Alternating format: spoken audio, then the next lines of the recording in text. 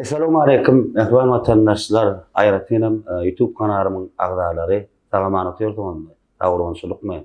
Ilkele men siziň hemme köp sawallardan aýdýar. Geçilen ýoluň ýygyderli sanyny her gerek öz pikiriňizi ýazyp, bu arzuwlar bilen halifalary, maňa bu arzuwlar bilen tesirlemäz ýazýaňyz janyňyz sag bolsun. Elbetde siziň haýyşeden bir näçe halifalaryňyzy menem o halifalara haýyş edip geçilen ýoluň täze sanyny elbetde paýtagymyzyň iň bir gözel ýerine ýerleşen Gülşat kafeýine ýaza başlajak bolýar. Bugünkü mehmanymyz mehribanlar türkmen senedi bolan Dutar senedimiň ustady Halifa.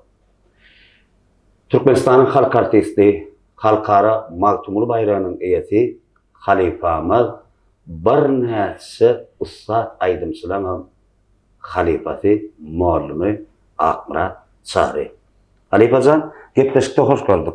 Sağ ol. Ilkelen sözümiň başynda mentede gaty minnetdarlygymy bildirýän halifa çaqalygymyzy arya etmediňiz, ýok diýmediňiz, oňa taňryýar gadyna aýdýan. Ýagdaýlaryň näýdi? Hey, ýagdaýlarymyz daýy şükür näme.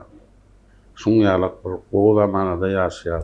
Onda da bir şäherler ýetişdirip, halifaň bir oňaýan zat diýerdi tagaga. Bir halifa diýe, bir şäher ýetişdirmese diýe, şu halifaň günäs diýerdi. Oň sebäbi näme? Sebäbi şol senet hemme tarapdan şokar dowam etmeli. Inni arkadamyz näme diýe? Gahryman arkadam. Bir çeşmeň arasy suw bol diýe. Çeşmeň, dağ çeşmedi. Ondan sonra çeşme diye halifalar diye hiç zatlaşından son araçlarına saklaptırlar diye. Son otam son alaktır diye. İnni şol çeşmeden 5 yol var da bizde.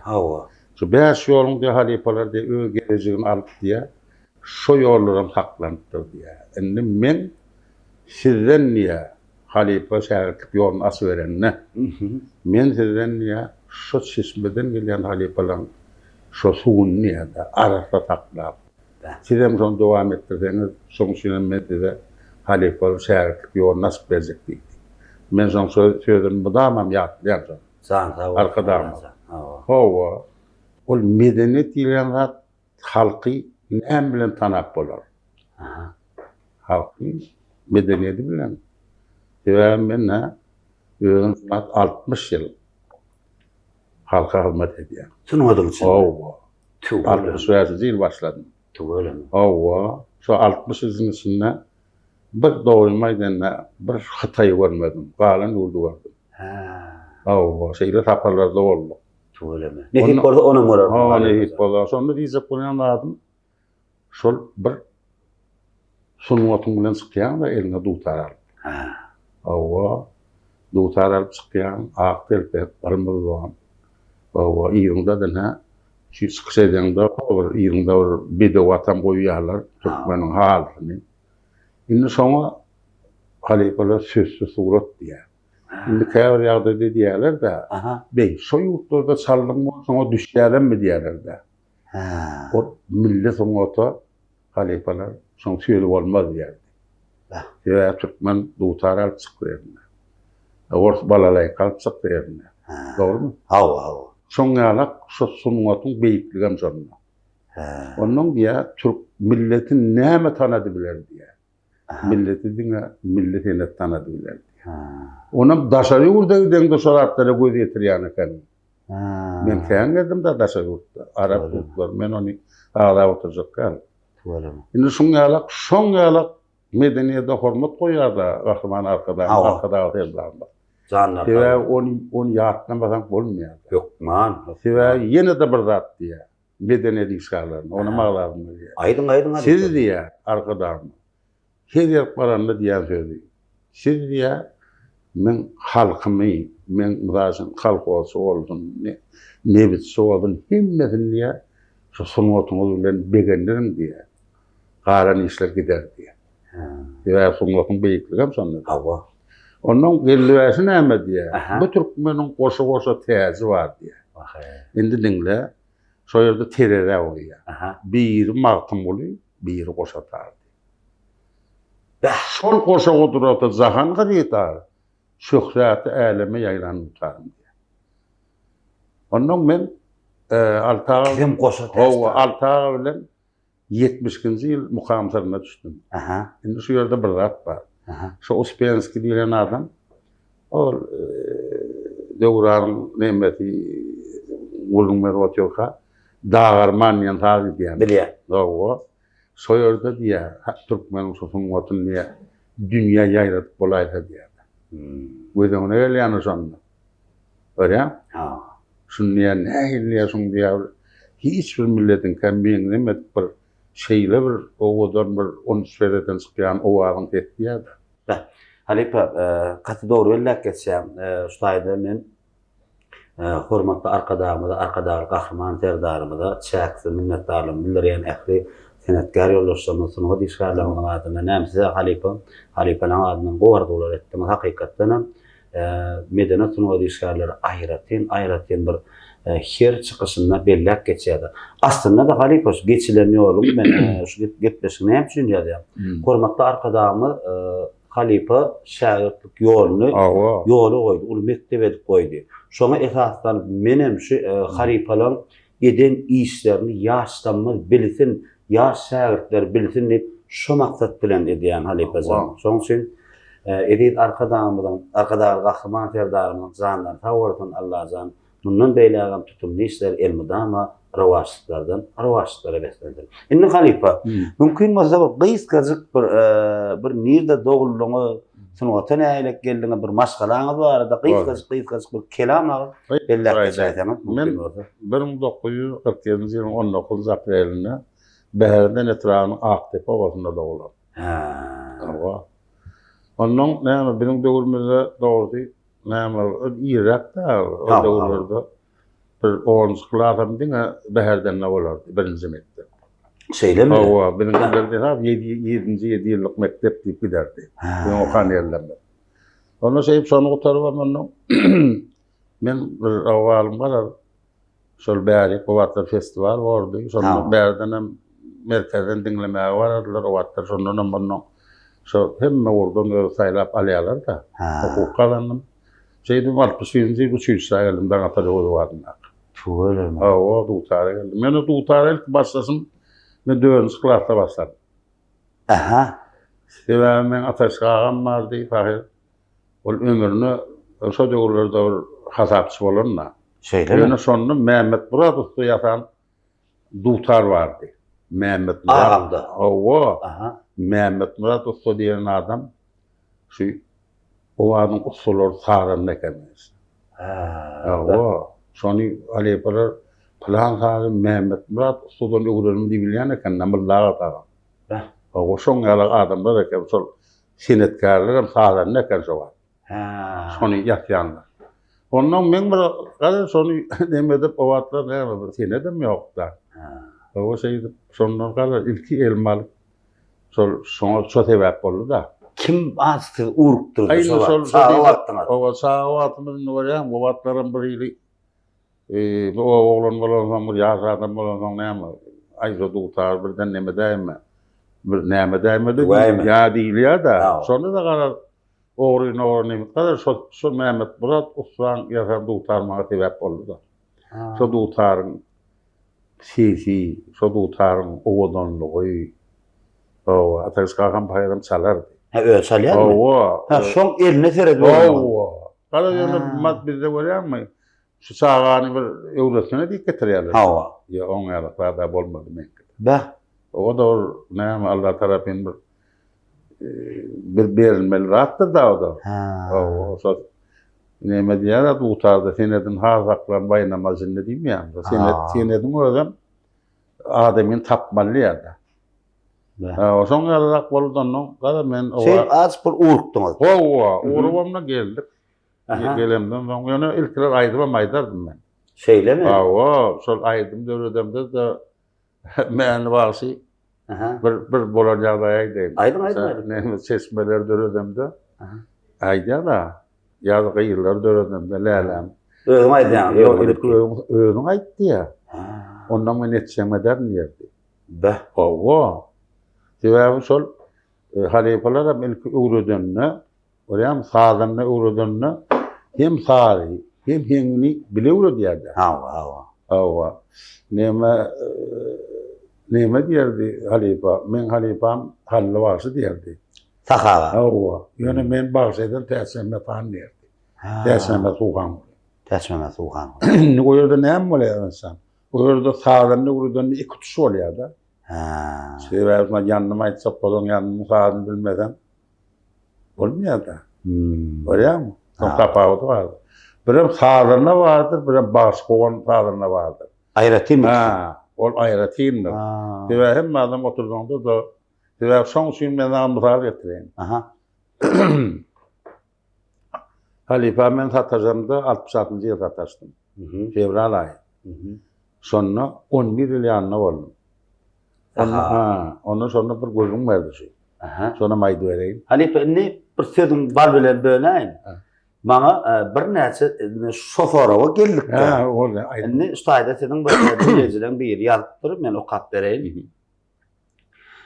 Yaşlığına karamadan Ustad Halife Saha Jebbar'ın yanına saat salıp başlamağına neme sebep boldu. Çalışına güvni yetip mi ya da tanışlık üstü bilen yanına bardı mı kanıya? Neme esas oldu kanıya?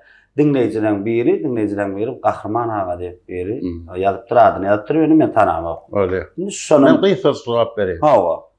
Halifelerin yanına salmak için halifelerin yanına o bir akadep sun sallar diye bir tapar sallar, beş tapar sallar mümkün. Onun şu soruyu sakağa bir baryan yerine sayın başına soru vertirsin bir. Bu deyip bir altın yana bir yaş olan mat halifelerin hemmeti bar vakti. Ondan sonra yine de soru veriyor, soru yalar. Ondan sonra bir vakti deyiptir. Planı getirdim yine mi deyip ağzına tutturur da. Ailemizden bağırdı. Sakağa dinleyenler. Baba daim pahir vardı. Ondan sonra planı getirdim diyenlerle soru da şurada. O bulup dinleyeceğine hadi. Sonra ne deyiptir? Ben hiç metre nakti. Yani bana bir gerekleri vardı. Şu şehirde. Son için şehir tutun yani. Hayır gerekliyse zihinime düşüyordu. Zihinime düşüyordu. Yok, nama gerekleri deyiptir. Biraz Halife'nin korkunun adını ertesi kaytalarmadan olmuyor. Yağıt kesin. Bana gerekleri vardı. Zihinime düşüyordu. Onun yine de bir televizyonda bir kedası oldu. Sobağında da. Sonra Himedi diyen de soru verdiler de. Ona daha bu arada ne fikrim var dediler şehirde. Benim yanına atavlı bilen sağlanmalı ediyor. Ütkuş fikrim yok dedi. Yani sıkaplarımda bana sağlanmalı etti. Aydım oluyor. Bir aydım vereyim deyip bedev diyen aydım aytti. Ay arif olmuşum nadanlarımda tabin deyip. Ana sol 2 yerde sonra cevap verdi yankı. Soru. Ana sonra da. Sebebi ne diyerdi? Tamam oğlum vardı. Zihin ya da sunottu. Bir gün yolda yürümese, iyiden yürüse olmaz ya. Yetip olmaz ya. Yo, o yerde umman yağkeşlik, zihin. Sonra gerek nemesi var da. Sebebi sen onun solatlar layık gelin ne diye. Sağlığına kanat bor diye. Azak bilen tutar. So kanatın bir pesem olsa olmaz, iki den gitmeli diye. Onun son kanat den olana diye. Bir bilen dinleyicin diye son ağmaz diye. Gürlüş oturanyalık var diye. Da ümmilen. Düşündün mü? Şuna topu depenle. Ayağına elmese ne ala doğru da mı? Benim topu koyuyor yanına. Yine nemeler oynuyor da yapman görüyor. Onun ben sonra depiya da birbirine. Depiya o ne diyelim mesela yine barıp durandır sonra. Son yalık manına diyerdi onun kanatın oldu. Da. Ben bu sonra o yende bir sonra olsa ben cevap verin. Yankı yağdaydı şeyle oldu. Saka ben şu şehirde falanla. Ne yeni bir ne tanıştan biri sonra verip yüzden tabi oluyor mu Halif? Tek adyna beret diýipdir. Aha. Hawa nätan men sebäbi nomerum internet platformasyny nememde goýýan nomerum. Şonda şeýle diýär. Ýöne bu soragy öňräk berdi. Ilkelene diýen zady Gons Allah Nazar geçilen ýor gepleşiňizde ýygydardy görýän sag bolun. Ýöne bir mümkin bolsa Türkmenistan halk artisti Akbarat Şarifi çağıraýyn diýipdir. Hawa menim bolýar diýip ýazdym. Indi şonda bolýar diýemseň egerde çağırsaň şoragy bir beraýyn diýipdir dary. Mar welaýatyndan ekeni mümkin bolsa Akbarat Halipa öz maşgalasy barata bir gysgaç aýdyp geçse şol wagtyň özünde öz çağalarından, agtyklarından ýa çoğuluklarından ýygyny dowam edýänler barmy kanyp sora görüpdir Halipa. Ne görüp oturum rağm. Oradan o sonra ýöne sunnat diýen ýagdaýda bir ýagdaý bolýar. Aýdy ber Halipa. Planyň bolu ýokman, aýdym bermeli, sağ bermeli ýeri ýok diýip sagaga bar. Ama sagaň ekizi ogly bolanda sultan. Hawa. Ondan sonra sonra görüpdir däwiri. Sultan aýdym diýýärmi? Hawa. Aýdypdyr. Sultan sagaň ogly bolanda aýdym bermeli ýeri barmy? Ol sebäbi munna sunnat diýen zat ýörüň bilýän, sunnat edebiyatda Halipa haýsynyň ataýyn. Yo bolar. Ataýyn birin çaýyň Atay. O şu Gülşat kafeýanyň aýratynykda şu bisetlere öldürip bir şey ýaşaýar. Naşladym. Ondan Halipa. Ondan ýanky näme de galdyk ýanky. Nesir dowamaty. Hawa. Men maşgalam men diýerler öýlendim 18 ýaşynda 60 ýaşynda ýyl. Oho. Şumat filarmoniýada işleýärdim. Biz ilk filarmoniýa berdiler.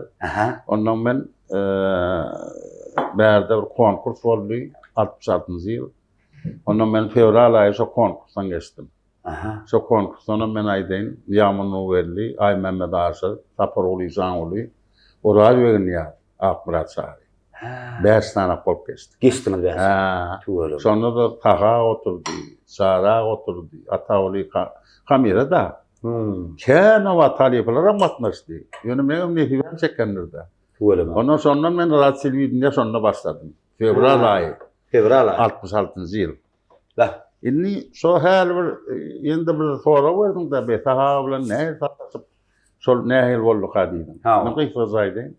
Şondan soň Ataoğlu diýipdir gyzakça. Ay maňa ulýarda, şo uljagasy men ýanyma getirdik. Ana şeýdi onda. Sağa öýüne menekdi Ataoğlu. Şondan soň. Owa. Son fevral aýy başladyk da ýyse. Şo konkursdan soň. Diýär bolýan o dinletdi şo ýerde. Dinläp emmelerini görýärm, sonra görýär. Ýaş oglan. Ana şeýdi ondan sonra bardyk. Ondan sonra sebäp bolup sondan soň Halipa şäherip boldy. Düşündüm. Indi häzir oňa aýratyn barar Halipa. Bar, onni ýanky men öňdesin lowamaty durmuşum bardy. Men 60 ýaşynda öýlendim. Owa ýeri maşgalam. Somat filarmoniýada işlendi bolum. Ondan şeýdip barar.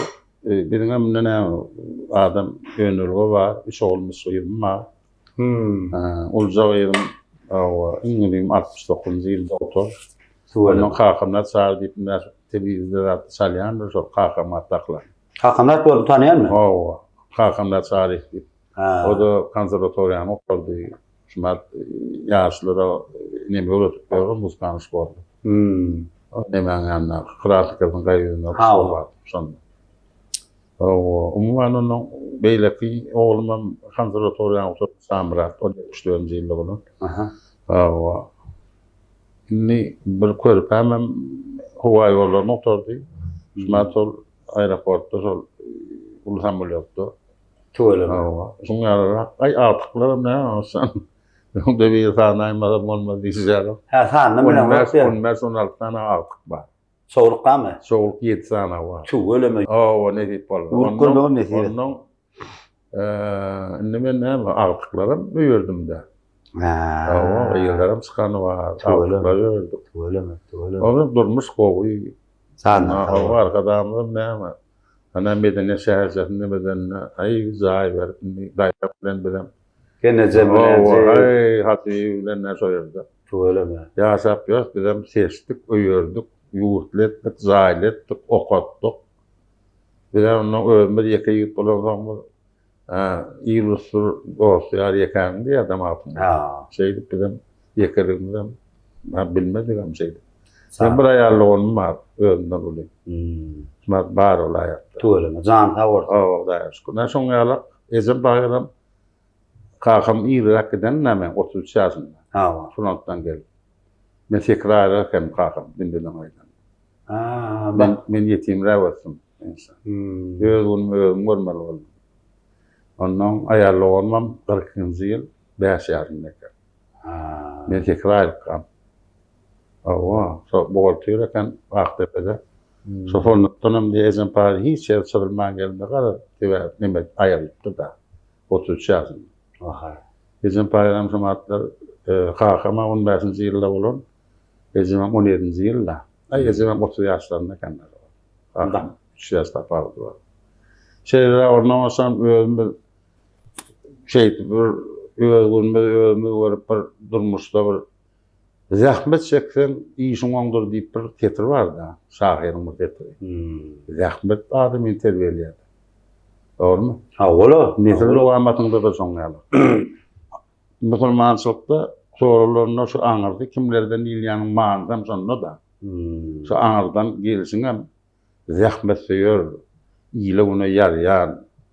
Doğru da mı? Son yararak burada benim bakmam ondan zor matım bulun tetir yıldır doğru yarayken bir şey ala. Ben onu okumak bilemem. 300 sene oturdum üniversitede. Ondan dil edebiyatı oturdum üniversitede. Ha, sen üniversitede. Ondan institut açıldı. Sonradan institutu. O varların yanında da var. İlk asıl onu oturdum. Ay garajı. Halipa ne yaşıyorsun sen okak dedin? Hayır okudum da. 40 senelerden okaksın dedi yani. Okudum. Zanın tavır. O şeydi öyle. Ben esasım ben maksat sonundan ben sen şu halifelerin yolunu devam edip bir şehir yetiştirmek de.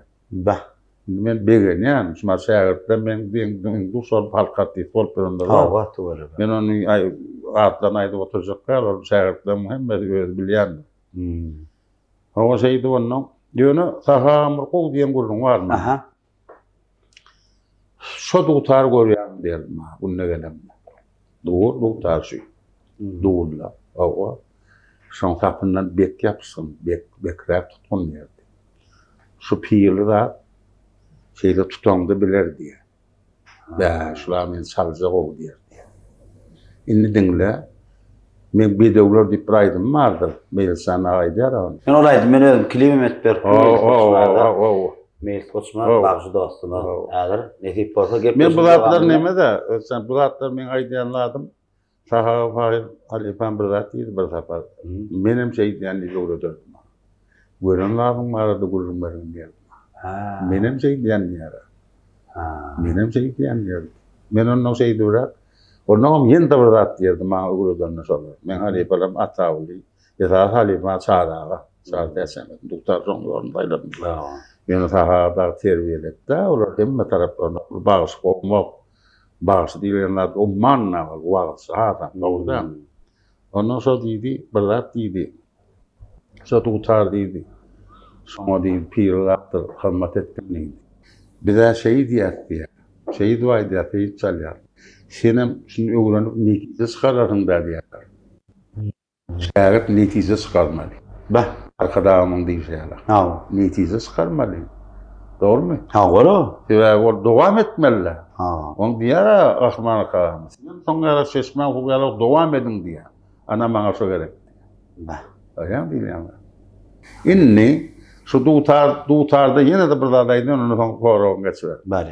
Bir sefer halifaliydim, halifaliydim, bu yoktu mukamı salyan olayım.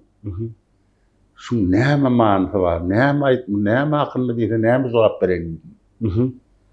Bunun bir sözsüz uğrattır deydi, şehirde. Şu ovarının içinde deydi. Şu Göktepe'de neyme yağdığı var oldu, sözsüz yatanların içinde deydi. Şey deydi, ayday deydi. Cevap. Şu sağlığın içinde deydi. Şey edilen karşı deydi. Diğer şey yok da korktum kan. Öyle mi? Son şey deydi, yok sen başka cevabı olmaz mı deydi. Söyledim, ne yağdığı olmalı da. Başka yedim deydi. Son hem de deydi, çünkü içinde bir payda şey çalayan bir vaydı.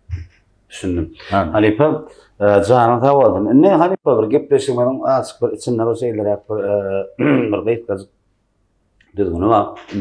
Men häzir bir näçe sadanna oglanlara, şähertlerine, okuwçylaryna jaň etsek, käne 4 ýaşlarynda mümkin mi? Mümkin. Orada bir çayjağısına Halipa şu 4 çağdan arkayım geçiremiyor bu gepleş Halipa sizin gepleşiniz, sizin geçen yoluňyz. Mena ussa sadanna artık purman aylaýyn. Ayla. Size de gat horma Ya goýar. sağ ol. Akmarat Sari, Halipa Zanip, Tümden bir sürü kanat öğrenli Halipa. Ya sağ ol. Häzir alaýman kan.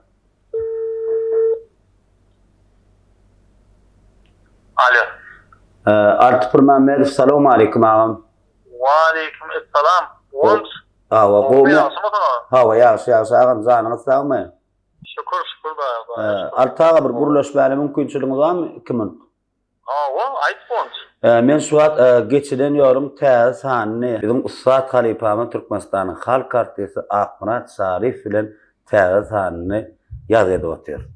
Tuweleme gat oňar Pongay Halipa. Hawa. Zok boldum Halipalan. Hawa. Eýdip ýa-ýa tawol wons. Tawram, zanyň tawolsun abi. Ne artaga siz bir Halipa istenlik bir sorag, size täsir etjek sorag bir Halipa sorag bir ýanyna bilemek bir sorak göreýin. Şo sorag siz bilesiňiz ýa-da jogabyny Halipadan alýan men jogaby. Hawa. Ine men onu Halipa berýän telefonu. Aha. Näde artysar? Bolmaýar. Halipa, salamu alaykum Halipa. Qur'an bayramlaryň gutly bolsun da, geçenem bolsun näme? Ay, näme bilýän zatym bolsun näme Halipa şäherdiň içinde näme adamçylykdyr, näme sorak berseňler näme derdi? Halipa hawa. İlkölena Halipa ömrüň ýok bolsun Allah'dan. Sağ ol. O zanım sağ olsun. Size yaşlara o yeni de näçe sanyk, bir näçe sanyk yaşlar ýetişdirmeňiz arzu edýär Halipa. Sizin käma dowrunyp Sağ ol. diňe ben gatken şäherleri ýetişdirdim Sağ ol. bilen olur Halipa bolup gitdinmi? Sağ ol. O ömrüň ýok bolsun soňçy. Sağ ol. Halipalarymyzy biz hormat goýmalym, goýarsam. Halipa bir sorak sana. Aha. Men şu bonsun şu gepleşigini ýerlek gelýän näçe wagtdary. Sağ ol. Onun her gerekde sorak bereler öýdýän bolsa sorak bereni bilen. Aha, aýtdan. O men sorak biraz tertirek estilmegi mümkin. Aha. Şu ölüm Halipasyň ýa-da gatykän Türkmeniň oduny şuwat Duçarın adı ağdaldı, onu da Halipa ağdaldı. Birinci ýyl sen adyň çykylýar Halipa. Niýe barsaňyz? Sağ ol. Toýa barali, biriniň göýüne barali ýa-da köpçülük bilen gidip barýan ýa-da bolary. Gör Akmarat Sar diýilýär. Sağ ol. Onun şu wagtda Halipalaryň iňnemäni tanalýan Halipa, sada Halipalar bardy ýöne sen marada ýerde bolmaň. Hawa. Sağ ol. Halipa sen şu urumda gatykän sağlar döretdiň, sallan, Hawa. tamul döretdiň, şeýle gowan tamul döretdiň. Hawa. Ýöne şu wagtda senni bäş şunu eden bolsam, bunu edäýsem diýen zadyň bar Halipa, indi bir edýär, tawra sama. Deme men Halipama saraga. Hawa. Ondan şol maňa bir zat ýetdirsen. Şägert ýetdi. Bir zat görkezenne. Görýärmiň arzuwny aklada aýtsak bolýarna. İntak saňa öwrenmäge zat kendir menden ýetdi. Görýärm diýen lazım soň. Ondan käme arzygam maňa bir zat görkezerdi. Hakan bagyrynda üstümi wasyň näde aýtdy. O dagarmanyň öňünde saga bagasy pata dilýärni. Şoň öňündäki sen dagarman boyun mor. Şey diýip bir tapar zatlar men Halipam görkezerdi tamaňa. Ýöne görýärmi? Näme Halipalardan endi Halipalam raýdan sözü bar da. Men Halipalam bir gurrun var meni esmis da orundan ondan bir diýip de bir dinleýiň meri.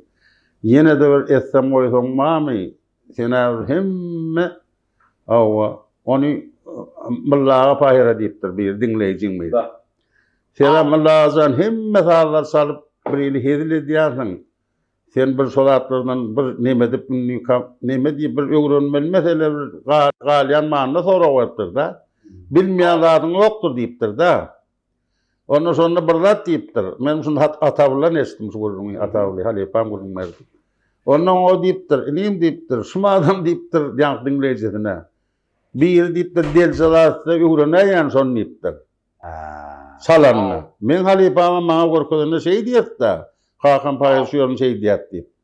Ay mena intak arzum halka hürmet etmek, kârmi şey devam etmek şagat deydi.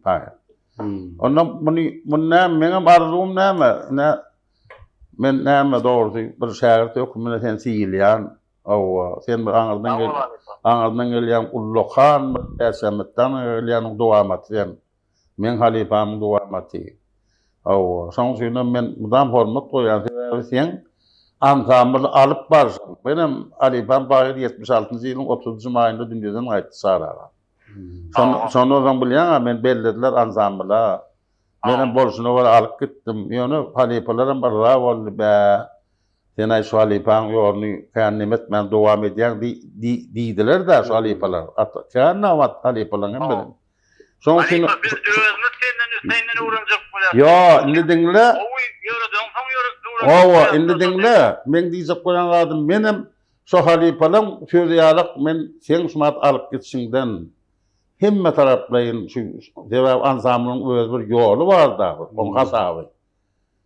Şonu şey dip dowam edýän men saňa şunu gardy edýän soraňam näme? Öňem mundan doýan ýok da muny. Mudam öwrenip bermeliler muny. Dogrymy? Ana soňalara jogap mena kenarda boldy. Halipa herep men manada soramodumdy. Köpçülük barada sorum. Halipa herep adamçylyk da. Naşan tamam öğrettim. Şeyle o ansamblyny öğrettim. Haydi şolara gitdim. İnsanlara. Aydım öğrettim. Bu ölümü şu an öğrettim. Burun sen manada bilýär. Ya men manada adamçylyk diýende halipa herep bilemem senden öğrenip haydi şoňa durýar. Bir tane sağlam dördük gördük. Antamlarım dördük. Bize öğrenip yönü. Bize imtihanlık gerek. Evlerimize bize mi yaşlara getiriyor yani. Ama bilmedim diyen adamdan birini sonra olduğumuzda geçecek olabilecek oldum. Edip bilmedik dağını. Doğru. Neme? Ben şu mudam bir arzum var da arzum. Ay talep o son bir yer niyetlerdi. Şol arzum nälisene? Men goýan arzum şol arkadamyň diýen söz bar da. Her bir ýagdaýda çeşmen hoýaly halipalar getirip diýär-de. Şo ýoly. Soňalyk men siziň zanyňyz sag bolup, gahrybar arkadagy serdar dögürnü. Men arzum şol atlar dowam bolsa men başga arzum ýok. Sag bol. Benim sorum. Böyle. Altağa canı sağ olsun ağam, minnettar. Oğlum sana da sağ ol, halifalara hormat koyup köpçülüğü çıkaryanımız için. Bizim halifalarımız bundan bu vaktlara münafik da. Hava. Sağ olun. Sağ olsun ağam. Sağ olun. Näme halipa her kim isterni soraw da. Yok. Inniki mihmanymyz bir sizin bir söwür şagirdlerinden biri soňky ýyllardan hasam aqçam gatnaşýar. Menim mehriban dostum, bagşy dostum, Meýlis Goçmurada jaňadan ýeli. Haçan jaňadan näme dedi? Akburat Talipan toýa barýan. Akburat Talipan barýan. Olar dogrudur. Alo. Meýlis Goçmurada salamu alaykum dost. Aleykümselam, selamun aleyküm. Bugün soğum ýagdaýlaryň. Ya dost, näl bagşy dostum, goňum janyň sagmy? Hudaýa şükür, goňum öňüňden. Şükür. Indi Meýilsan, bir 2 minut wagtyň barmy dost? Men şu an geçilen ýolum täze sanyny bilen ustady bar. Siziň hem halipaňyz, Türkmenistan'ın halk artisti Akmurat Şarif bilen Halife bilen ýazgyda otyr, ýagny Gülşat kafeýde ýazgyda otyr. Ha. Inni bir gysgajykdan bir Halife size gyzyklandyrýan bir sorawlar bilen ýüzlenseňiz bir jogaby Halife'den alýas. Ha. Bir qarap soraw berdi, ýöne şo soraw size gyzyklandyrdy etsen. Akbar Halife diýilende bir tatly ul Halife'den biri Halife'den maňa kenda döwretdi, integem döwretdi ýa-ni bar Halife bilen. Ana Akbar Halife şeýle soraw berdi. Telefony geçirýän dost. Ilk bir salamlaşdyňyz. Men sen gorulmuň şart. Halife assalamu alaykum. Aleykümselam. Gowmy ýagdaýlaryň. Şükürler. Gowum hemme öýçerleň sağalan hemme. Huda şükür Halife saňa ýapdyň. Öyle. Halifadan şeýle bir soraw berýär şol näçe görüşýär, şo soraw berini tergip ýadymdan çykarýarna. Şo mukamaň tarapy bir kino telefilme düşdüňiz. Şol näçinji ýyllarda düşdüňiz şu kinolara da düşündürýär. Böyle. Sağ ol. Endi şu kino düşürmär we 52 ýyl geçipdir meňse. Tuwalan. 70-nji ýyl. 25 ýaşymdadym. Onun karkaran urar niyetini kesmelerini ýanym Yelizaveta Karaýewa da menden bir ay bir 7 ýaşa ullu. Yani o da atı bir tapar şo döwürlerde görýärmi bir kino alınjaklarına gatnaşýarlar da şoň içinde näme boldy. Indi şo mukamy sary diýen kinoda men bir zady ýatlarym gelýär. Şu altaly adam ilki şol bir kesip aýlarynda bir öňünden bir hiç kime bildirmän bir edýän hereketler bar eken. O 70-nji ýyllar alta köne telewizionyda dolanmaz edýär ta şo ýerde. Bir 10 adam bon gelip saýryglap gidýär, neme diýär. Gara Aýdana bar. Ya, o birinji. Ondan 70-nji ýyl Hudaýberdi durdy, şoň nemesini ýazan. Şowat ministerdi, medeniyet ministeri. Ondan şo saýra diýildiler. Ondan altygaly bar, altyga men Nurhan Mehmet Hudaýberdiň özi. Ondan şo ýerde şol mukamy sır diýip şo nemesini ortada goýdular. Ondan şo ýerde neme gitdi da, şo birinji duşukda şo kino bardy. Ondan sonra maňa şoň sal beregi. Sal konsultant diýilýär, beregi diýdiler maňa tawşadylar. Onu Nurhan Mehmet hem şoň salyny ýazmal etdiler. Onun nemesine ýaňy Hudaýberdi durdy, ýaňy istinarysyn ýazdy. Şeýdik başladyk. Onun şeýdi bir ýerden neme ýarsam diýär-de görýärmi? Gozal wagty bilen karkara aýal wagty ýarşýar da. Indi men etmeli işim, indi şolam aýdymny taýlamallar. Ondan sonra Nabat Taýdan aýdymna karkaran aýdymny aldım. Nabat Muhammedowa. Gozal wagty kynam daşy ýolundan na. O öldürmem, o şeydi onun sonuna tasdikladılar, zaten onun arasında sanmalı sazlar var. Bundan billah kıynaldım. Onu özüm köp yerlerine özüm saldım. Şeydi bunun saz verdi de, şeydi bunun başladık çok neme. Onu sonra şu döwran maşyn kesbi var da. Halifelerim, artistlerim hemmesi var o var. Ondan sonra neme diýär bolýan? Indi şo ýerde şo kino mazmunam şol döwran şol karkara aýal başyň halifasy bolmaly. Düşünýäňdämi? Onun ol Uspenskada görýän Didar wagty döwranyň ogly bolmaly da ony. Exemplar Ne şeýdip galar şol 70-nji 70-nji ýyllar şol taganyň soň kinosunda maňa da şonna bolmak, bilişesmek üç bir kuç aýryp. Ana şoň ýalak ýöne şofallar adam men aýtdym ha şol ulanyp şeýdip ne şoň ýalak meňem netiwem çekdi şoň ýalak bir alta ýalak bir adam öňe tarihde galan näme şäher bol. Ana şoň ýalak öyle. Yine kan yıllar birin aramızda hali para gidip çekti. Aytımların sarılarını istire uğratıp gelmen arada koydu Tawal. Etsen Halife minnetdarlyk bildirdi. Dost taňry arkadaşym bil şu wagt aýranyň şey.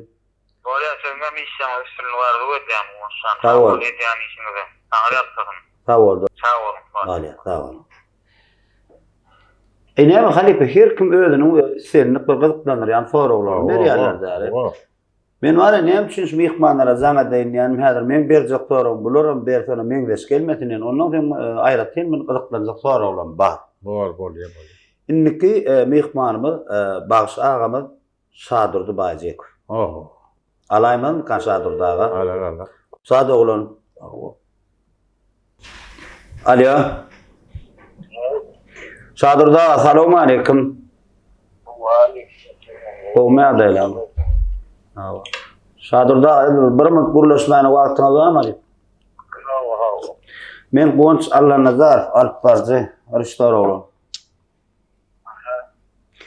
Şadurda, men şu wagt geçilen ýol atdy bir täze gepleşiň täze sanyny Türkmenistan halk artisti Akbarat Şarif bilen ýazgy edip otýar. Ne Şadurda agaty mümkin bolsa wagtyňyz bar bolsa bir halipa birze bir sorag bilen ýüldenmeli, bir gysgazyk sorag bilen islenlik soragdy. Ýöne şo sorag size täsir etsin size. Biz jogabyny halipadan alýan. Ine men halipa geçirýän telefony. Alo. Şadur sağlıklı sağlık, qowmy? Han gysgazyk sorag bilen bir jogap berýän onda. Ben halipamy.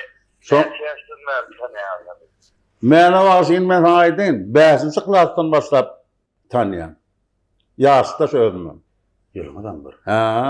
Sonra mektepde okuyaka şehre gelemde bir oğlan başı var diye daim paki. Şolan komşularına geldi. Şu 5-nji 6-njy klasda da. Ay şu 6-njy klasdan onu ýer da. Onu hakik bardım bunun yanına. El kaptarlar beyle kovullu. Bölgemde mene da o. Katı ýer alay. Ona ne yapsın?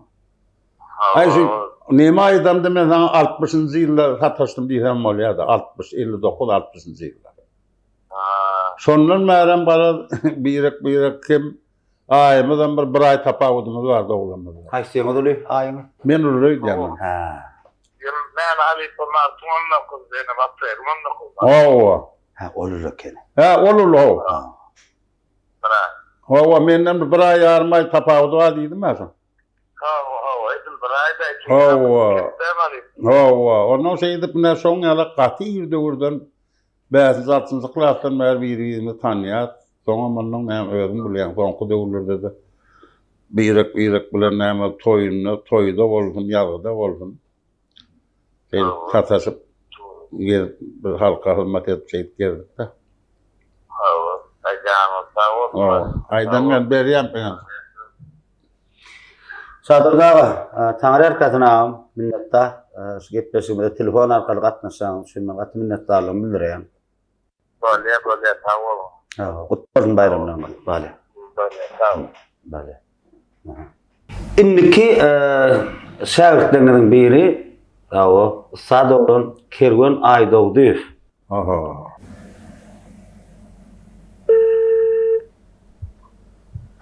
assalamu alaikum. Wa alaykum assalam. Dost, qowmy adaylar, ýaşmy? Ýaşy.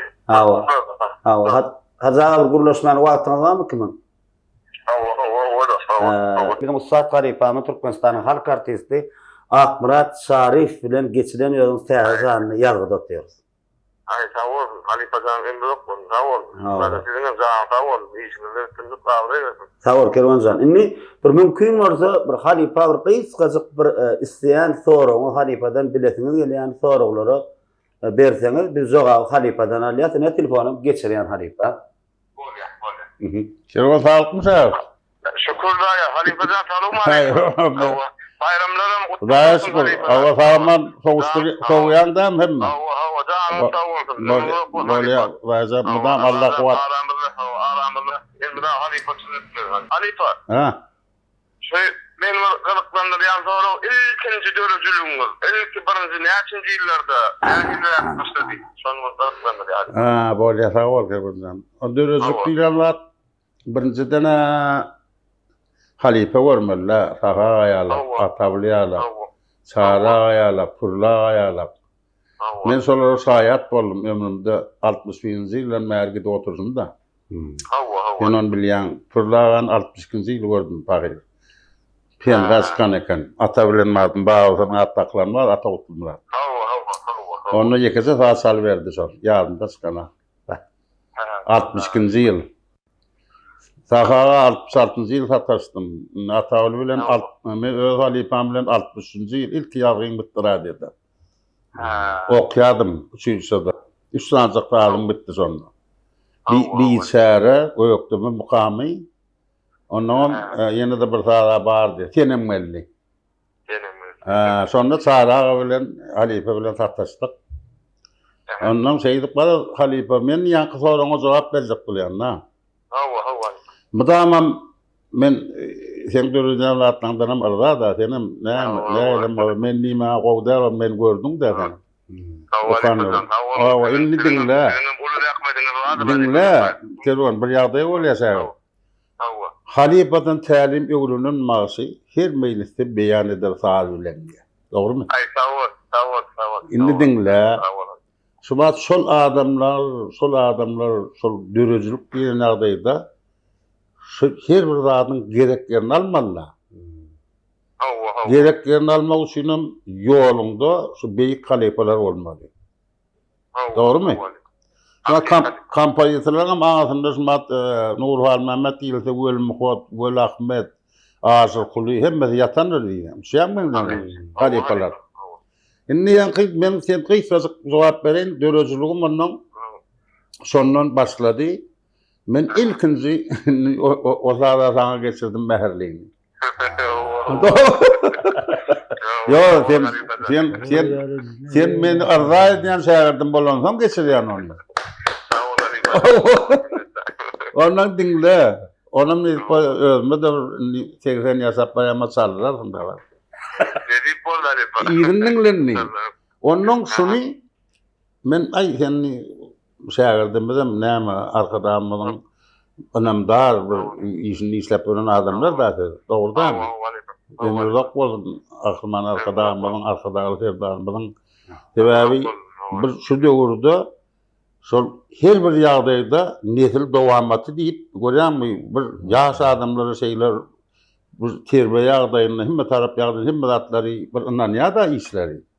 Senem işinde düşündük. Indi dinle. Sonra bizde 70-nji ýyllar filial bolardy. Sen telewizion işgarda. Nirtagda. Sonra Garyagda pahyr. Ondan oralyp döwletnalar. Özüm bizi komandirovka berýärler aram-aram.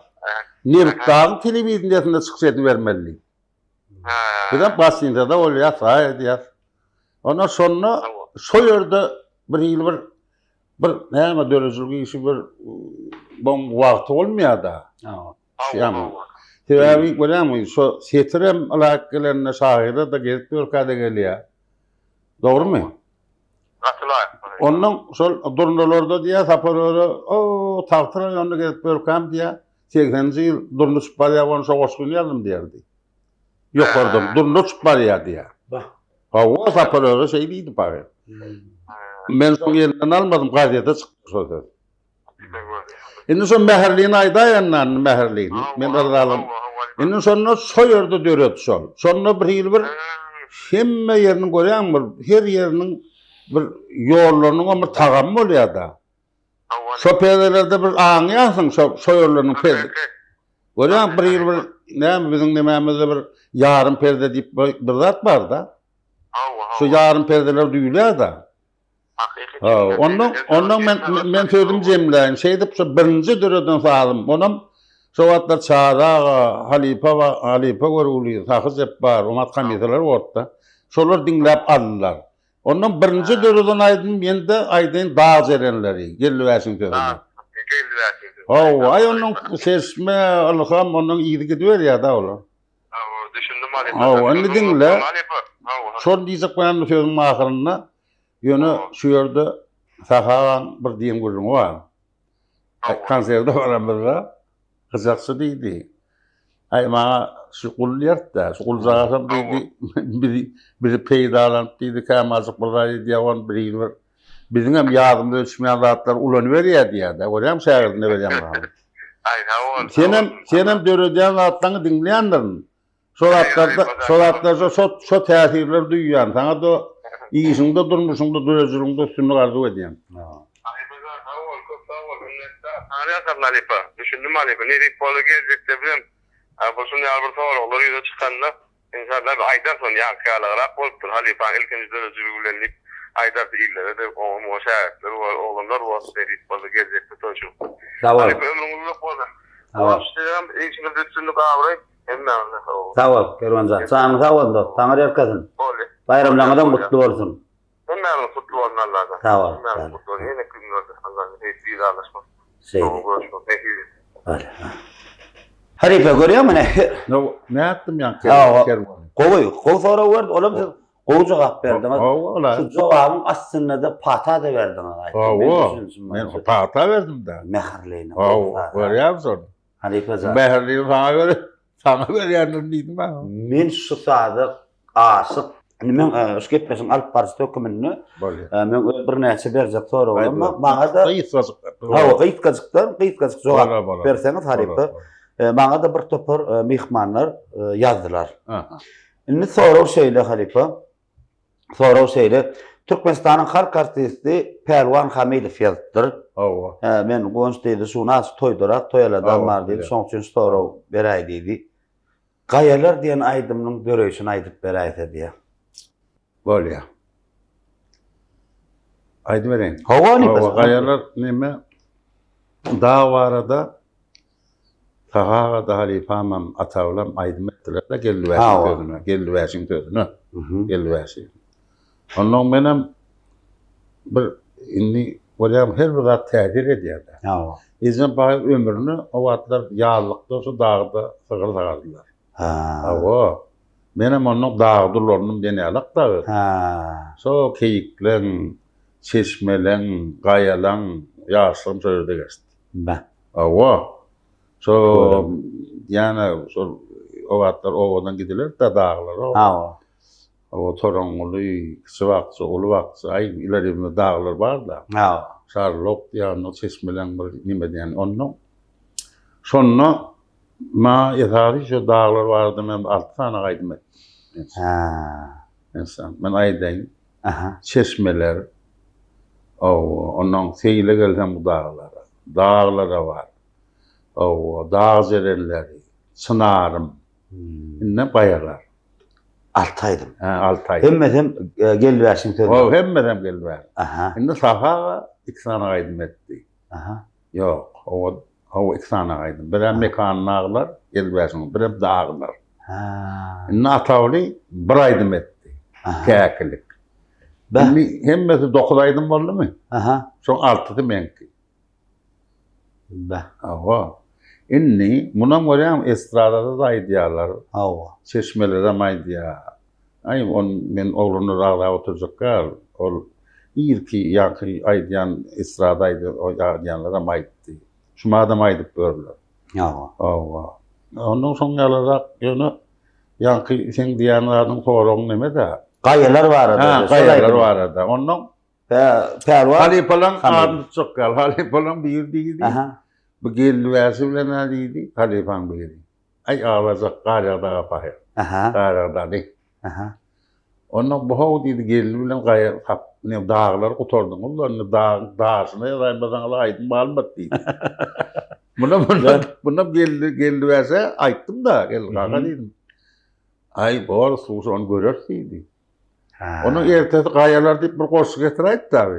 Gelversi. Ondan gelversi koşu getirdi. Ondan sonra dedi gayradağa Halifa'na görkada indi dedi. Dağıstan başka da söz vardır dedi. Gayada var. Ondan o diye de gerisinde de sıkılmaz herkesi. Yol soğuk patlar gayalar diye de. Ondan sonra gayalar aydım göreceğim sonra insan kuzul 6. aydım sonra dedi. Ondan Moranlık'a devletine ayttırdım. Şeydi ne? Şu gayalara, nimeni adamda ben ayttım ha. Bizim bayır Şu dağlarda sagardılar da var. İyi de olurdu. Benim şu yerde olurdum. Dağ adamsı da. Ondan sonra iyi de olurdu. Sonra onları Allah verdi deyip bir radyoda bir redaktör oldu. Son dağdan yine çeşmeler deyip men aklımda perdası yazdı. Men sana kovuşur oradan. Balya. Ememde var şu telefonumda. Doğru yazı var. Sonra Oğulcahan Mehmet ve okutsan. Sonra men bir yerden bana arayıklıdır getirip verdiler bana. Allah. Sonra hem şu yankı geçen payı vardı da hem gülümler vardı Allah verdi durdu deyip her derdi bir redaktör oldu. Hükman halife, hükman. Men sana şunu da getirdim göçürüp alardım. Balya. Indi halife. Gelliväsi bilen halife bilen ustad bilen İlk dörden aydı. yo ilki döreden olam girip bile soramışsın. Siz ayratin size koşkutun yadın benim tadını isläýip islediniňmi ya gelliväsin yadan koşkularını okap şoňa döretdiňmi oturup pikirdeş bolýardyňmy? Men şu dörden aydımlamda iki tane aydımda men umuman pikirdeş bolýardym. Diýdarlaş. Ýöne bir ýagdaý bolýardy. Men halife taha bir zat derdi. Olam sözüm aydın dörürdü bilerdi. Aydımam söz dörürdü bilerdi. Inni men gelliväsi bilen gelli haka bilen islesemde biraz seçmelerde. Seçmelerde görýärmi? Bar Tokul çeşme, bulgular, ikitem çeşmeň ady desdi şo. Şol atlar görkezip, gaýadyp, şoň ýalagam pikirler döredi. Şol men şu seçmelerden aydym. Gelliväsi görüp desdi ogdan. Indi diňle. Ýöne men haram şoňlarmy pikirdeş bolan aydym bar. Şoň agdaýym. Mestelefon maýlar. Ol dutarym diýen aydym. Ýa dutarym, şo UNESCO dutarym bitdi da oranda ben aýtmam. Ondan men bir zat diýdim. Indi men halgy berýän oňa. Ondan men kaýagdaýlarda olam boğullar bolýarda. Sekil boğun, 11 boğun. Benim bir haýysym bar diýdim. Näme haýysy? Şu diýdim, bir ýatnamaýdym. Halipalary şu babagamlardan maslap, dutarym dörüýüşinden maslap bir zat ederler diýdi. Diýdi, ay onuňa diýdi, gator mesele bolan kıyın mesele. Ýöne diýdim. Sen diýdim, şo birinji zetin diýdim, men salgy berýänler. Birinji gerek bar. Birinji zetin babagamlardan alyp gaýtdym diýdim. Onuň şükür barsa geçdi diýdim. Onuň mysal üçin oglun maýsy diýip sagaga, suwal barsa diýip, ay barda amallaga diýip. Onuň atlaryny aýdyp berdiýdim. Ýöne ol gozaten etkar babagamlarym. Şeydi vallydım. Sen eýýäm diýdi, goşguň diýdi, beýlekli ýagdaýlarynam diýdi, saly beräýdiň aýdy onuň. Pikirdeş de. Temak wagtymda. Biraz şonda boldy. Berem iyi döwürlerde köne aýlaw bardy. Atçapylýan aýlaw. O täze aýlaw ýokka. Şonda bir ýagdaý boldy, şu bedewler barada aýdyn döretmeldi. Onda gelýärse şonu bedewler diýen. İyi dörede da. Näçinji ýyllerde halife? Ay bilemem akda näçinji ýyllar şol ýylyny men toşmaýdym. Şo köýüne bedewde ilkrakda. Ondan sonra bu sefer aydımlar dörediler da. Sondan şol paragada şo ýerde şol aydym gowurupdy. Lurda gowurlanırdy elbetde. İlk kimi paraga şeýhin? Aydym aýtdyrdım şo. Türkmenistan halk artisti paraga şeýhin. Merhum halife. Sondan şol aýlawda şol arkadamyzdan bardy. Şol aydym ýanglandy şo ýerde. Aýlawda. Indi şol mysal üçin 10 aydym dörýär, 20 aydym dörýär, şoň içinden faýlanyp çykdy şol. Indi şol diýär, iň soňunda diýen sözi bar da, Türkmen topragyny gudrady kändir diýär. Görküňiz gören metli haýrandyr. O adamı yedik lima ýaýran, yedik limden garşy galan bedewler. Nähili bedewler bir şu bir garaşdyrykly görmezde nähili bir derejelerde sunuwat galyp berler, dogrymy? Şonda neme diýär? Ondan şeýdip soň ýalyk şolam İslamyzda çeşmeler, dutarym, şon özüm salyp berdim. O bir de bedewler. Geldi Kakan sözüne men 30 aydınlar ettim. Tuğalar. Vatan hakkında, Türkmenistan vatanım diye. Yani aydınlar var da. Yankı bedevleri Harry Postay'da sözümü söyleyeyim başta. Men Klivet'te para karşıyım Halifa. Ödün düşürüp verdim onu. Yanlışmasam bilemem. 2020 ya 19. Ha şu da, şu yıllar dönemle. Ya bana aydın verdi bir Halifa yatan yer yaktım. Baştan harkartı para karşıyım. Onu uğurçuna yaktım. Oğuz dedi bir kuşlanacak dedi. Bir kliv alıp verdin ama dedi. Yankı uğdeylerler alıp verdim. Ondan o da geldi versin sözüne. Hava. Ondan bedevler dinletti. Ağam dedim. Davay şunu değerler oğlum. Kakrat öňümden dedim bedew aýra. Hakyky. Bedew şu kirim bo edilmedi ha. Ay şu yıllardan hem şu yıllar dörenler sonra ne mühürek. Ha. O taýda alt permämeden mady. Özü wady Halifa. Atlar bilen gowat düşüp. Ha ana soň ýalak şu bedewler 3 tane gaýdymda. Ýa soraň oşal. Inny Halifa. 5 ýoly böldi. 5 ýollar şol hertini birinji ýol, ikinji ýol aýdy. Indi ma Halifa tahan beren gollum. Indi arkadamydan, gahryman arkadamam şonu ýerde şu çeşme. Ne duran çeşmesi. Indi görýärmi biz üniversitede okamyzda şiwa dil şiwa sepir tapak boldy da. Görýärmi ol edebi dille guruldy. O erzari dili aý näme diken no. Indi bular näde ýa? Mysal üçin Tarık Salır ýoly. Dogrymy? Şu çeşmeden Halifa geregini alýar. Mysal üçin nowat bagşy. Anladymmy? Geregini alýar. Bu dur. Akyp duran çeşme. Ýok, bu dur çeşme aşagyna çykyp. O arasda zat bir.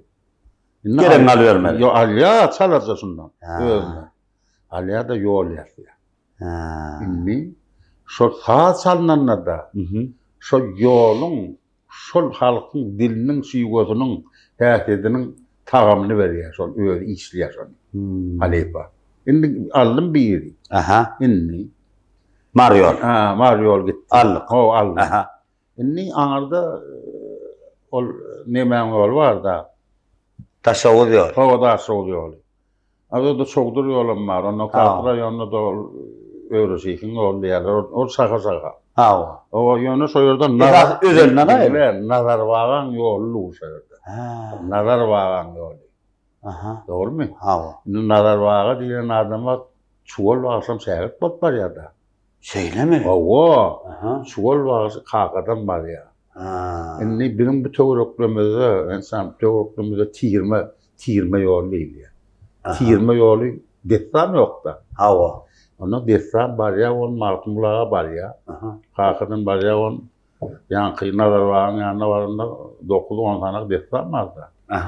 Onu tirme aýdymny, 5 tane aýdymny moz diňlerler. Desam aýtmalar ýerde.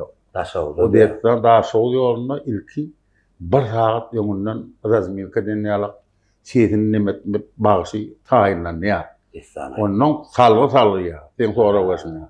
Adamlar näme desam aýdy berýär. Göröwniň atyny alşymy, näme diýip ondan olar aýdýar ýaşullar. Bize plan sahan aýdy berýär. Indi bu var ya, näme ýanky daşawuz ýolundan nazar bagan ýanyna barýar. Desam öwrenmeliler. Öwrenýär da çuwablagy diýen adam şu destanlara hakyky özüniň şuwalwasyň ummanyna boýlanyny ýandyr. Şoňa şuwalwasyň ýollydyr ýa. Aýdysy. Oň aňaryndan nazar baga ýatýar. Ýöne şuwalagyň aýdysy ýandylar ma şuwalar. Indi ondan gaýdýar ilamanaga gaýdýar, ballymat gallyk gaýdýar. Ýöne birinji ýerde durýan şuwalwasy da. Dogrymy? Nazar bagan şäherden. Indi o ýolam butardy. Lewap. Inni o lewap. Erzar ýol. Mustafa aganyň ýanynda da saldym ben. İlde o. Şeýlemi? Mustafa agany gördüm. Men sana aýdym. Ondan sonra göröwlen bir aýdym, bir zat adama galýar. Şunat billah humaralar diýler. Billah kârat salýar. Ya men Halifanyň sadagyny saltyklar diýenler. Dogrymy? Inni aýdymda da şoň ýaly. Indi Mustafa Ahmet tanýanlar göröwlen näme gyýyň ýokdur senin gele ýagyň tutmagy demir donlu näme göröwli baýdy. Dogrymy? Hawa. Indi Mustafa tanıdyan erzar ýoluna şoýar. Şolay. Düşündüňmi? O ýola mutardy. Aha. Balkan. Bu da Alli. Aha. Allı olam ses. Çeşme dur. Benim arkadamın bir şeyler. Aktur Yok, kaynar. dur da. Hawa. Son diyen adam kahraman arkadaşım şu çeşme hukukunluya halifeler şonu çeşme hukukuyalar arasında getirttirler. Sizin devam edin diye de. Halife şehirde son için nasıl değil mi? İnni Balkan'a geçer. Aha. Balkan'a geçerdim bol Balkan'da oynam Çopon yolu ya. Misal için. Çopon yolu ve ol Nurverdi oğlun övgör Çopon yolu etbirin ne? Onun Çopon yolu onun varaycan. Çopon yolu aslında Çopon varından o yolunu o da saha olup gidiyor da. İşte planın ayçı değil mi adam? İndi efadi yomudun yolu var da. İndi yomudun yollarında da ul halifeler var. Sultan Hakkı diye. Yine de misal için beyleki yollardan gelen varaycan. O Nurverdi oğlun. Esasen Nurverdi'ga ne mediliye da yomut yolu. Şeyle mi? Halife hükümünde yani solan hem ben dinlesem katı ustad da zamanım olun nararağın yanında varsayalım. Varayam ne diyorlar? Onun üstünden son şehir. Doğru mu? Ay onun ağzı olan niye? Kendi ne bulur? Ak Mehmet, Nur Mehmet diye. Ne şeydi solanım. Yomut yolum şeylerek oluyor. Şimdi damana geçelim. Damanı 2 yıl oluyor. Bir kovzu düşündürüp gösterişiyor. Ne damanı enu. Kökü. Yok köküden solan. Olam ayrı mı? Şimdi ben aydayım. Bunun hem benim gülümlerin ma halifem takağırsın. Ya başladım da. Onun plan aydı mı? Plan damanı yolundan öğrendim diye. Zan. Tamam gülümlerin. İnni Hocamrat ağa deyip enu da var. Hocamrat Bağışık. Hocamrat Bağışık oğluna Begmrat Hocamrat diyorlar. Begmrat ağa. Men atavlam enu da olur mu? Halife, şu gülümlerin. İnni damanı değil yani ağday dağ eteğinden gidiyor. Dağ eteğinden gidiyor şu yol. Düşündün mü? Dağ eteği demek malında da daman. İnni Hocamrat ağan damana ayıtsı barayırı. İnni Kıllarvat damanı var da. Kalakkara diye, Sultan Atanyar diye. Olur başka, mutaka kurum verirdi.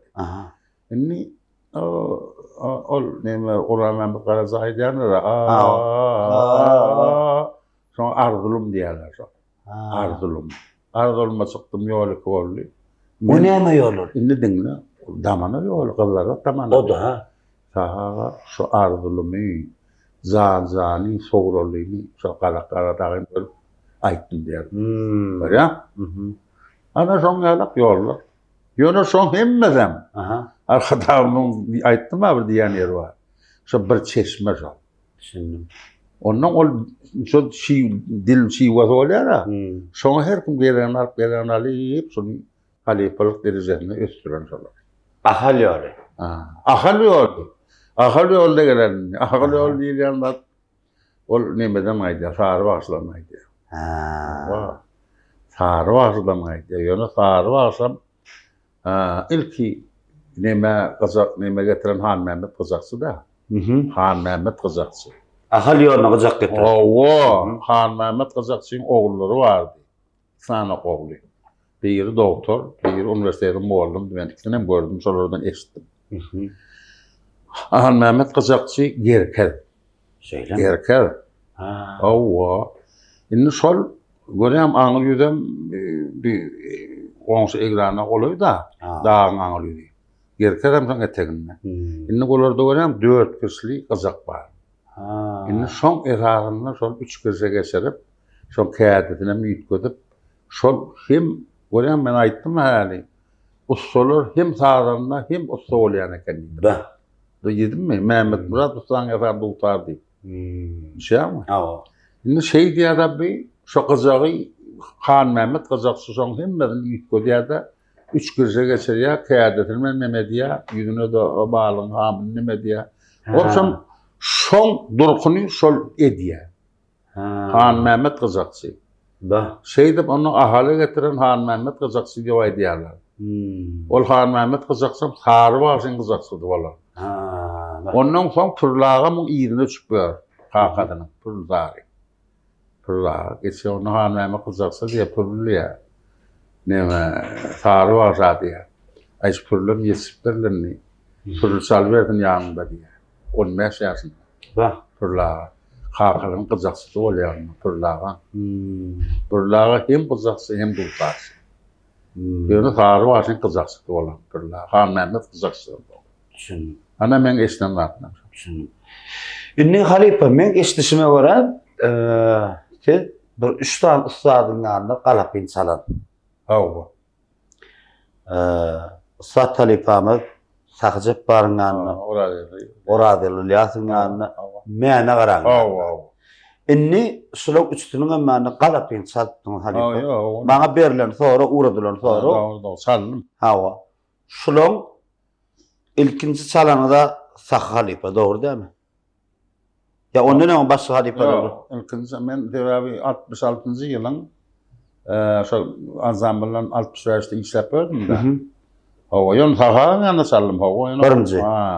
Ýöne Oragelliň şol bilemem, şol Oragelliň 66-njy ýyl aýryldy da Oragelli. Hawa. Şo Oragelli ýanyna ýazga gelerine gitsem bilermen, ada diýildigin. Ýağ ýaly, babaçyklar. 4 sanyk aýdym ýazardy. Şoň ýanynda ata halip kimi sallyk. 66-njy ýylyň aýşol baýyň ölmediň öň ýanyna. Inni ýöne Sakaň onuň men Oragelliň ýanyna toýlurdy da saldym. Öň çaldyňmy? Öň saldym. Sakaga. Hawa. Dewabi 66-njy ýylyň men maý aýlarynda başladym da Sakaň ýanyna saldyp. Fevralda başladyk şu konkursdan. Düşündim. Hawa. Ýöne Oragelliň ýanyna men bir ýatlarym gelýär şurda. Zumaya Murat indini öğrenne Bavarap'ta. O Mehmet Seydem durun mukam diýip bir paýama ýazdy. Sonra Mäsmeden tüýüş gaýtdy garagan gara diýipdiň filan marşyň owasyň ýeri bardy. Şunu paýa koltugyna göterer ýörerdi. Oraga. Sonra Zumaya Murat'ın indini öğrenne bütün ýer tüýüş bardy sonra Bavarap. Sonra 4,5 saat oraga aýdym aýtdy soň toýda. Zumaya Murat'tan kirşedine. Toyunna. Menem soň galanma boldy. Hawa. Şeýdi ondan soň ýalak bir başga da bir kustanak toýlarda ýöne etadi. Ýadymda galan şonu has nime boldy da şonu şo dünýäge ýaýtdy da. Dünýäge ýol Kuşwarda kino bardy. Hawa bilen mene da aýdýan şol Aragellemeňiz. Ona şoň ýalak da. Onu mene bilen häle aýtmam deň dus. Onu Sakalipa Sakadan soň mene halipa. Mene bir deň dusrak da. Hawa deň dus eken ki. Menen men ýol başga 84-nji ýyl. 84-nji ýyl. Hawa 84-nji ýyl. Ondan sonra ýanky şu birinji aýdymlar aýtdy. Ondan da bir täze aýdym etdim. Magtym bolmasyň sözüne lälem diýip. Şo lälemem agon ýokda aýtdyk. 84-nji ýylda. Omat agon ýoklary bugün aýdylar da ýag edilmez. Sonra sonra magtym bolmasa musybata diýdim, makallar gerek, käme sözler. Aýdymlar. Maňa da bir söz berdiýdim. Onda men ertede ders bir proje berdiýdi onu. Sonra täsir eden söz bolýar da. Şonu 7-nji klasda ýaratdyk magtym bolmasa. Da. 15 ýaşynda. Şonu getiräýdi şonu. Şo goşguldy. Oğlum aydın boldy diýär. Ondan sonra maňa täsir eden söz bar da. Gözeller ömrümiz gözeller ýyllar, gözel ýyllar, gözel görünür gözeller diýär. Ondan ýyllarsa dozoklar durlanar ballar. Akly mally görmüň lälem. Indi men ondan tekst alarsın da. İşe daldım menany. Ondan şunu nemetdim, şunu bir özüm aýdyň diýdi paýar menany. Adam aýdyp bilýän sana ondan özüm etjemeden ýatdy aýdmak. Ondan şeýdip magtym bolýan musyň sözüne 84-nji ýyl aýdym etdim. Onam agan ýokda aýtdyk. Soyulun akan ýogum. Özüňem çaldyňyz. O bardyr ýalgysan bardyr şu adam. Oglanlar. Öylemi? Mäne halipaňa näçe ýyl çaldyňyz halipa? Ay, mäne halipaňa şu bäzi skylapda hataşdyk sondan soň gatnaşykda boldum. Ýöne çalan wagtyňyz Çalan wagtymyzmy?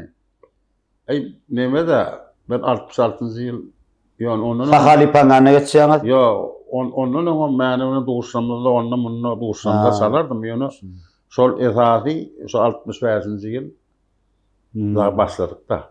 Neme 66-njy ýyl şol 66-njy ýyllarda şol işe başlan ýyllarda filarmoniýada. Ana şoň ýaly. Halipa indi bir azık bir qytqas soraglar, ýagam aýtdykdan azık töweleme giňişden gurrun bar ýa, ola goglar.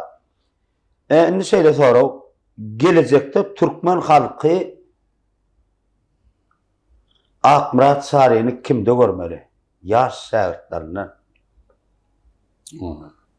Siz Türkmen halkynyň bir meşhur ustady, näme diýdi? Olar ýa bir beýik iş eden adamlara bir şahsiýet diýip aýdyp geçirýärler. Halipajan, siz bir beýik şahsiýet. Inni Türkmen halky ýene 20 ýyldan, 30 ýyldan soň kimde Akmurat Saryny görmeli? Ustady. Şuna jogap bermem haýyş etdiler bir näçe. Hakyky sorag da. Hawa ýöne öz pikiriňi halipajan. Öz pikirim näme? Bir näçe sadan noglanlar bar. Halipa amr şähertlerinden bir ay şu. Ýa hotaga bizihinim o şäherdi şäherap tamaýdan adam bolýardy. Ha. Men şähertlerden musyny näme ben dogry aýtsak, Durgunrat Galaga näme. Men bilen o da halkaty boldy degen ýa şähertlerden. Ýöne adamda näme bir her adam bir özünde de bir salyan dögürü bolýar. Dogrymy? Ýöne biz şu madyny şu sadanlara çok gözüme getirsem men doğrudan bir başa da oğlanlar bar bolýan. İki tane adam bellap bilerdiň. Yo men bira men ýaňam aýtdym. Şol birinki anardan ansamblam hemme taraplarynam bir şonu bir dowam etdirýän adam bolýardy. Ha. Altı pürmämde. Şoň özüm pata da berdim. Şeýlemi? Özümçi akýorumda şoňa pata berdim. Muman Men özüm bere taha adam. O sara adam özüm pata aldım. Kabul. Bana nemetmeyin. Men Döwran zam ömrü gysga boldy. Döwran täsir. Oňa da berdiňde ýaşaýardym. Men atam sana pata berdim, bana da pata berdi. Döwrança. O hakat ölenden soň ata. Şoň öýümde pata berdim soňa. Ezen paýram mat soň. O alta da pata verdim. Şöylemi? Sen dedim, son dedim ansambly, ýa-da ol ansambly ile ýagdaýda bir ýagdaý bolýar sen. Oň özüniň bir ýeka salmak bar. Men oňa bir zor diýärdi. Oňa bolmak, ol başly gaty uly jogap berdiler. Dogrymy? Ol giden bir umman nagal. Ýerine düşmeliler. Biz Türkmen zaýranda amam öňüne çölne ýerine 5 madam bolsa amamy ýa-da. Dogrymy? Ola. Türkmen men özüm bir kitaplar hazır gelen adam bir. Allah kabul etsin. 53 ýaşynda hazır 2010 ýyl. Töwelemi? Soň arkadaşymyz neme bolanda iyi verdi meni. Soň biraz oldu. O gittik. Ediyatta boldyk. Allah kabul etsin. O diýip bilen hemme çawda ýatyp. Amin. Indi men şol ikisinden birim kerwandan tamamladyk. Indi mesal üçin Altı Pürmämmet diýdik. Şu wagtym ustad oglanlar. İkinjini kim aýdyp bilersiň? Kerwan aýdy. Ine mehribanlar bir näçe sorag maňa berenler bar. Hemmäňe bir jogap Ustad Talipamyz meniň şeýle sorag berdim. Ýene 20-30 ýylda ýene de başla. Bir tamaýdan maşat 2 gorma 3 edeller. Bolýar? Osman. Osman näme? Osmanly konservatoriýa. Şoda rahmet çekerdi. Osman ağa. Özüm şäherdi ýetişdirýär. Şuna olar diýip bilenler şularna 3 tane aksular. Ne Osman. Ýa Erwin. Ne Altı Pürmämmet. Şular görýärmi? Özüm şularda bir ýagdaý bolýar bizde. ol yollar hemmeden arkadamın bir şey alıp barda da sesme. Hawa. Yani ne olacağım her ustadın özünün burna oraleliğin aytısı planning meyanan aytısı değil ya. Onu halife barda diyette. Şu halifeler isasan özü olup bolana. Doğru mu? Onun özü öyle diye. Yani barda diyette taha halife. Ne Altimir dörer, Tirimur'un peygamberler. Altimir. Altimir men 63. yıllara binlerdim zani. Böyle birinci klip bolan aydımdır şu. Birinci klip. Awa, sen belli. Ondan biz talip atmadı da var. Onun yankı bize koyan adam beni şurada oraya turlan ol, mallan ol, saran ol, ay değil ya da. Şimdi solar koyacağım şu sahalarda, solarım devam etti orada. Biraz dinleyici, koyacağım her kim İslam'ı dinler diye yalan hasap gibi oturuyor doğru. Yani o suatlık bir zat var. Ben şunun üstünden önce bir tapabıktan ramak, sosyalyan oğullarından, ben halife hükümüne soları tamam ediyen, sorsun otuyu, yani arkadamının bir şey alak, sesmen huyala devam ettirse, halkına hizmet etti, meni halife hükümüne alır. Amin. Ene gördüğünüzden bir näse şoföre beren kardeşlerim ama umman dinleyiciler ama aslında köp dinleyiciler verdi şunu. Bir näse dürlü yerlerden halifa elini Mesela 20-30 yıldan akbarat sarayım. Elbette ne ustadın özülü ne denk olup boladı, özü ala sarp olmalı. Onun yönü Halifan tamam diyen ustası adamları Artpur Mehmet Kervan Aydoğdu şeyle de Osman Mazlum. Sarına sağ olsun. Onun ne? Halipecan, siz bilen bir günü, bir saatte, bir gepleşikte olgu toror yerler ustad. Indi bir gepleşigimde ahirlap bar. Men hep menden başga da intakasiz bilen gepleşik ýaz geçecekler kardeşlerimiz vardır halife. Olara da yer goýaly. Ordam halife. Halifajan, näme bir gepleşikler hoşlaşmak, ýürüýte. Bize husna egneşik magazyny halife aslında bir denanlara değişli. Magazin ýerleşýän ýeri Miriýe Badarda, ikinji gatynda 249 magazin. Bularım näme? Elbette istew bildirdiler öldüri. O gepleşiklerinde görýär. Awalın taňry arkadan mümkin bolsa size bir gatnaşýan mehmanlara bir hormat edip urada aýsaq näýle gördüdi menem ýok diýip durmadym. Bunu elbette näme barsan näme gelnejeme etdim begener halife. Sawal. Awa. Ne halife? Sawal. Yürüyüp gepleşige baramazda. Ne diýip bolsa näme da bir adamda görýärmi? Bir şuňalak bir onu da Baktana da goýar halife. Sonwa diýişler bir bularmada halkyň hurmatyna da.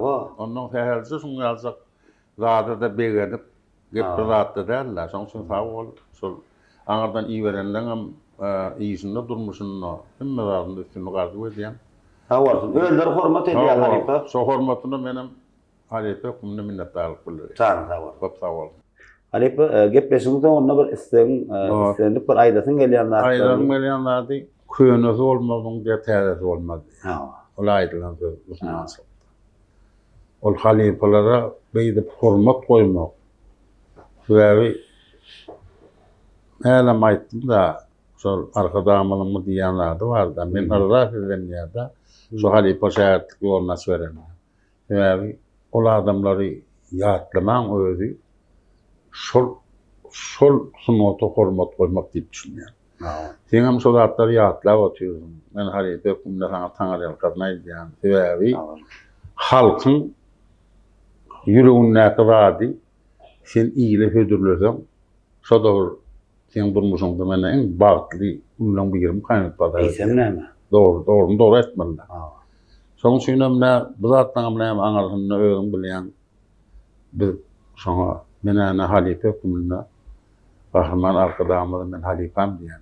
Sebäbi şol halifalyk ýoluny şol adam halife bolup sunnaty da edebiýata da öz pikirini hakyky pikirini aýdyp şoňa jogap berip şoňa da hormat edip Şoňa hemme zat edýär ýyla hormaty. Dogry dämi? Ha. Sebäbi şoň özü düşünip özü aýtýar-da halipe höküminde. Men şoňa begenýän halipe höküminde. Indiki ýyllarym şeýdi. Gahryman arkadaly derdarmyň, awa prezidentimiň şuňýalak bir ýatlamalary, ýurdumyz awadan bolup, awa gowy ýurdumyz bar. Awa şukur näbilem halipe hökümine ýyla hormat edip öýrler, şähertlerim ýetip bar ýa. Ha. Awa şoňýalak men arzu etjek bardym. Şoň aňaryndaky ýatan şo halipe hökümine Gahryman arkadamyň, awa arkadaly derdarmyň ömrü uzak boldy. Şo her bir ýagdaýda şol bir iyili düşünlü halkyna bereketli ırgally adamlar bolup onda da sunnata oýan hormaty men sunnat adam. Awala Şoň üçin men halipeleň adyndan geçen halipeleň adyndan soňa taňryplaryn aýdýan. Amin. Ömürleri uzak bolsun. Koy Türkmen halkynyň gowunlaryna şu bilen sunnatymyz Budam toýlarda ýanlanyp durdy. Pirli sene. O ýankan ýan sözünden de sözmahynda da goý şol ýal dowam etmeliydi da nedenen. Goý bizim şähertlerimizden şu halipalaň ýoluny ýitirmän. Şu arkadam diýýär halipal şäheriniň ýoluny dowam edip. Şu toýlarda şu hedil berdim Türkmeniň gowanan günlerine. Bilen halipe hökümden şu zatlar gowanyp geldi. Halipe janyň tawaryn ömrüňizi okgarysyn. Bu näme? Geçilen ýoluň täsirini bizim Türkmen milli senedimiz bolan Dutar senediniň bir ustady, halipe gören, mollum gören ustad, Türkmenistanyň halk artisti Akbarat Şarif bilen halipe bilen bir kysgaragam bolsa halipaň öz geçen ýollary bilen tanıştık bir näçe mehmanlarymyz bilen, zaňysty bilen bir soraw jogap alışdyk. Mehribanlar, elbetde käbir sorawlar, berilmedik sorawlaryň bar bolmagy mümkin. Aşağında kommentariýada ýazyň. Nesip bolsa halipany ýene gelecekde şu gepleşige çagyrmak maksatymyz bar. Biz näme dilýäs? Ýene bir gedek ähli medenet sunup işgärliň bayramlaryňyz gutly bolsun, janyňyz sag bolsun. Şu ajaýyp bayram bilen edil arkadagy Gahryman serdarymyzam gutly ýaty süregimizden goý olan janlar sag bolsun, görjekler gowy bolsun. Elmedama Türkmen halky gülläp dursun. Elbetde bu zatdan arkasynda da edil arkadagy Gahryman serdarymyz bol. Janlar sag bolsun. Mehriban illäşler sözümiň soňunda ýene bir zat aýdatym gelýär. Hemmäňe her bir geçilen ýoluň goýulýan täze sanlaryna öz pikirlerini ýazmaňyzy haýyş edýän agza bolup görseňiz ilkinji bolup görersiňiz mehribanlar. Şoň üçin men siziň hemmäňizi gowurýan. Siz de meni ýigrenme.